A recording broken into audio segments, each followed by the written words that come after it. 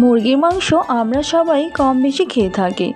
এক এক সময় এক এক রকমের রান্না হয়। আমি আজকে যেভাবে রান্নাটা করলাম, অনেক সময় আমাদের অনেক মাংস থেকে যায়, আবার দুই ধরনের মাংস থাকে। মনে হয় যে এটা কিভাবে রান্না সেরে ফেলবো। অনেক সময় দেখা যায় এখানে আমার সোনালী মুরগির পা কলিজা গিলা চাম রয়েছে, আর কক মুরগির মাংসটা রয়েছে। তো আমি এটা কিভাবে রান্না করব। পেঁয়াজের পেস্ট, এখানে আদা পেস্ট, জিরা ধনিয়া পেস্ট, আমি এটাকে শিলপাতায় বেটে নিয়েছি। সাথে রয়েছে কাঁচামরিচ, শুকনো মরিচ, লবঙ্গ, গরম মশলা, হলুদের গুঁড়ো, মরিচের গুঁড়ো, লবণ। প্রথমে প্যানে অয়েল দিয়ে দিলাম। অয়েলটা গরম হওয়ার পরে শুকনো মরিচগুলো অ্যাড করে দিয়েছি। কিছু টাইম ভেজে নেওয়ার পরেই দারুচিনি, এলাচ, লবঙ্গ অ্যাড করে দিয়েছি। ওটাও আমি ভেজে নিব। এরপর দিয়ে দিয়েছি পেঁয়াজের পেস্ট, জিরা, রসুন, ধনিয়ার পেস্ট, আর দিলাম আদা পেস্ট। বেটে নেওয়া মশলা কিন্তু খেতে অনেক মজার। তো এরপর দিয়ে দিলাম হলুদের গুঁড়ো, মরিচের গুঁড়ো, লবণ। পরিমাপটা বুঝিয়ে দিতে হবে। আমি এখানে মরিচের গুঁড়ো 2 স্পুন নিয়েছি, আর হলুদের গুঁড়ো 1 স্পুন, আর লবণ। প্রথমে আমি কক মুরগির মাংসটা অ্যাড করে দিলাম। এটা আমি অনেক টাইম কষিয়ে নেব, বাট এটা কিন্তু সিদ্ধ হতে সময় লাগে। আমি আগেই বলেছি 2 ধরনের মাংস নিয়েছি, একটা হচ্ছে সোনালীর মাংস আর একটা হচ্ছে ককের মাংস।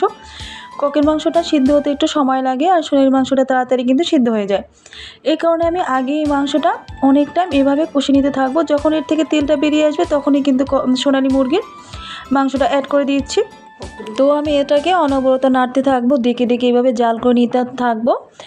দেশি মুরগির মাংসটা যত আমরা কষিয়ে নিব, অতই কিন্তু খেতে অনেক মজার হবে।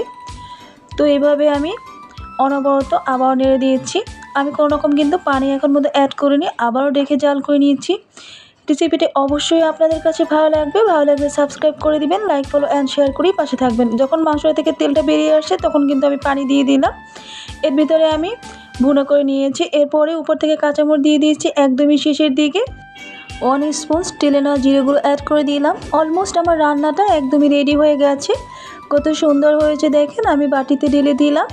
একটু ঝোল ঝোল খেতে কিন্তু অনেক মজার। এই মুরগির মাংস কিন্তু অনেক মজা, সেই জন্যই কিন্তু একটু ঝোল ঝোল রান্না করেছি। এভাবে ঝোল দিয়ে একটু ভাত খেলে কিন্তু অনেক মজা লাগে। তো বাচ্চারাও খুব সুন্দর করে খেয়ে নিয়েছে। বাসার সবাই এই রেসিপিটির প্রশংসা করেছে। আপনাদের কাছে কেমন লেগেছে অবশ্যই আমাকে কমেন্ট বক্সে জানিয়ে দিবেন। বন্ধুদের সাথে শেয়ার করতে ভুলবেন না। আজকের মতো এখানেই বিদায় নিয়েছি। আল্লাহ হাফেজ।